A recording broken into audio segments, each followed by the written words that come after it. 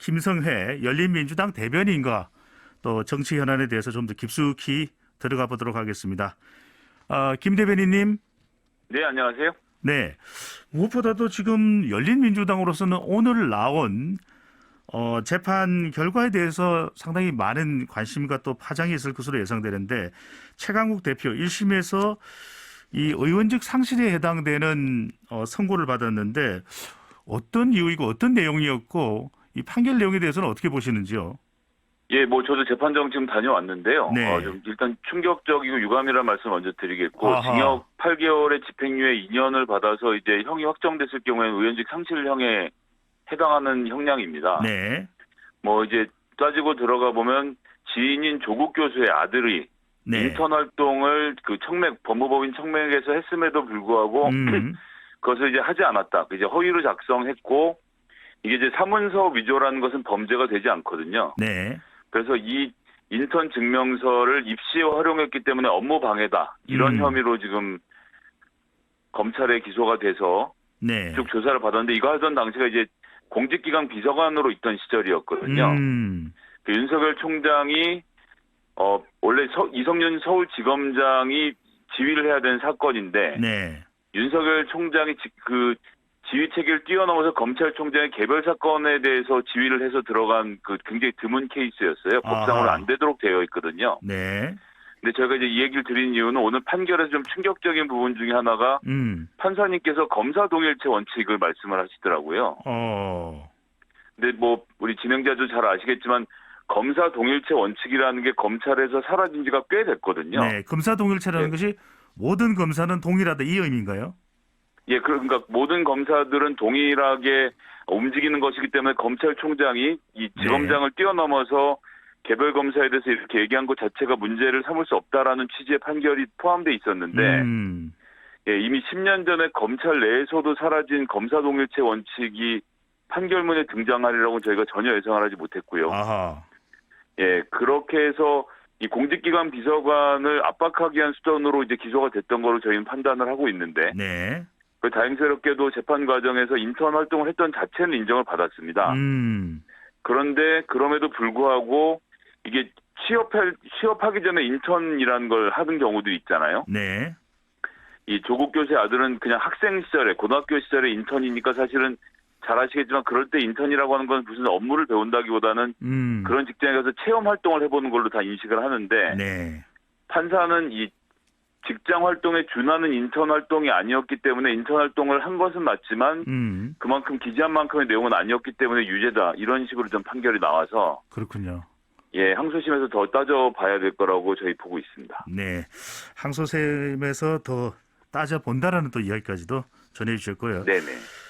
지금 검찰도 또 법원도 또 고위공직자 범죄수사처도 숨가쁘게 돌아가고 있습니다.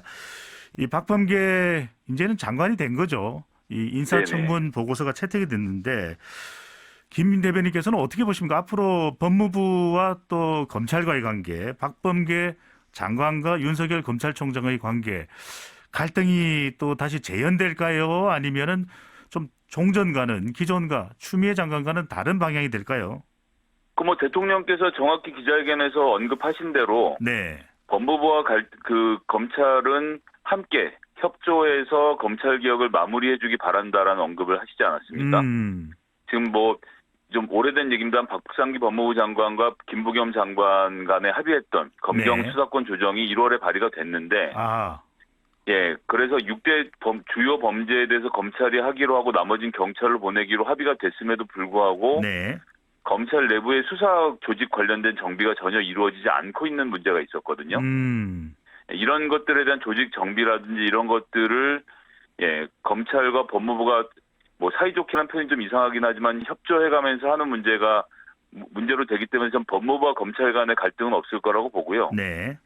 근데 시민들이 그렇게 진행하는 과정에서 조국 장관에 대한 이 검찰의 무도한 수사, 이런 것 등을 통해서 검찰이 수사권을 갖고 있는 것 자체가 문제가 있구나라는 인식이 좀 강해진 상태이기 때문에요. 예, 이번 총선 결과에서 민주진영이 180석을 받은 것에 여러 이유 중에 하나 포함되어 있다라고 보기 때문에, 예, 검찰 개혁과 관련된 남은 과제들은 정부 추진 과제가 아니라 국회에서 입법으로 추진해야 될 과제라고 생각을 해서 예, 그렇게 놓고 보면 검찰이랑 법무부가 이젠 갈등할 이유는 없을 거라고 생각합니다. 네, 만약에 갈등하게 된다면은 대통령 지지율에는 어떤 영향을 줄까요? 전 대통령께서 구체적으로 법무부와 검찰이 갈등하지 않았으면 좋겠다는 의사를 피력하신 이상 네. 박범계 장관이 그런 부분에서 무리스러운 행동을 할 거라고 생각하지 않고요. 아하. 예, 뭐 윤석열 총장도 마찬가지로 저희가 이제 여러 가지 말은 하지만 어쨌든 대통령께서 문재인 정부의 검찰총장이다라는 선을 그어 주셨잖아요. 네.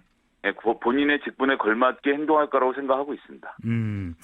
신임 박범계 법무부 장관과 윤석열 검찰총장의 충돌은 노출되지 않을 것이다. 이렇게 또 전망을 해주셨고요.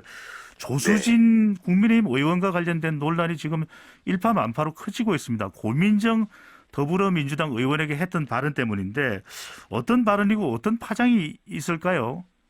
이 페이스북에 본인이 적었던 글인데 그 여성 의원으로서 제가 사실 읽기도 부끄러운 내용인데 그 이야기가 네. 문제가 되는 것은 아, 이 고민정 의원에 대한 광진에 출마했을 당시의 특혜에 대한 이야기를 하면서 네. 후궁이 아들을 낳아도 이만큼 대우를 해주진 않았을 것이다 이런 말을 해요. 아하. 예, 근데 이 말씀의 앞에 더 충격적인 이야기가 있는 게 네. 문재인 정부로부터 예쁨을 받고 사랑을 받고 있는 고민정이라는 표현이 한번 나오거든요. 네. 그래서 마치 이게 무슨 조선시대 임금처럼 고민정이라는 여성이 청와대에서 사랑을 받았고 그리고 그 뒤에 갑자기 후궁이 아들을 낳아도 이거보다는 대접이 못할 것이다라는 이야기를 붙여서 읽는 누구에게나 후궁을 고민정 의원을 후궁으로 지칭하는구나. 이런 인상을 강하게 남겨서 뭐 굉장한 반발을 불러일으켰고 네. 오늘 조수진 의원이 거기에 대해서 유감을 다시 표명을 했습니다. 그런데 본인이 찍어서 후궁이라고 했던 그 고민정 의원에 대한 유감을 표명하진 않고 네.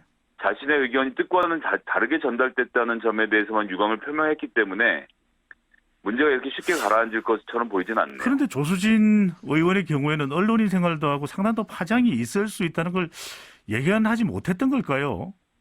파장을 생각해서 한 거겠죠. 제가 조금 전에 말씀드렸던 대로 문재인 정부의 사랑을 받고 있는이라는 표현을 두 문단 앞에다 넣어놓고 두 문단 뒤에 후궁 얘기를 꺼냄으로써 여성 정치는 아주 모멸적인 언사로 비판했다라고밖에는 저는 생각할 도리가 없습니다. 여성이 예쁨을 받기 때문에 정치를 한다는 것은 정말로 고민정 의원에게는 인격살인 수준에 가까운 저는 막말이라고 생각을 하고 있습니다. 요즘 국민의힘이 지지율이 조금씩 또 결집하는 모습을 보이면서 상당히 고무된 분위기였는데 과연 정당 지지율에는 어떤 영향을 줄지도 관심을 두고 봐야 될 것 같고요.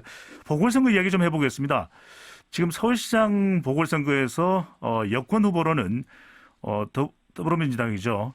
이 박영선 전 장관 그리고 우상호 의원의 2파전이 양상되는데 자, 이 보수 야권 쪽이 좀 더 흥행을 하고 있는 것 같다 이런 또 평가가 나오게 됐는데 자, 여권 후보들이 경쟁력을 키우기 위해서는 무엇이 가장 중요한 변수가 될까요? 여권 말씀하시는 거죠? 네네, 더불어민주당요. 예, 더불어민주당은 역시나 뭐 집권당답게 어떤 청사진을 갖고 있느냐라는 문제가 가장 크게 대두될 거라고 보고요. 문재인 정부 지금 뭐 모든 국민들이 다 마음에 들어 하시는 것은 아니지만 대강의 평가가 나쁘진 않은 상태인데 유독 좋지 않은 것이 부동산 문제입니다. 그리고 부동산 문제가 말이 부동산 문제이지 꼭 집어서는 서울의 아파트라는 부동산 문제에 대해서 이야기를 하고 있는 것이거든요. 그 여기에 대해서 우상호 의원과 박영선 의원이 각각 부동산 대책을 조금씩 내놓고 있는데 이 부분이 서울 시민들로부터 어떻게 선택받느냐가 중요한 문제가 될 거라고 보고요.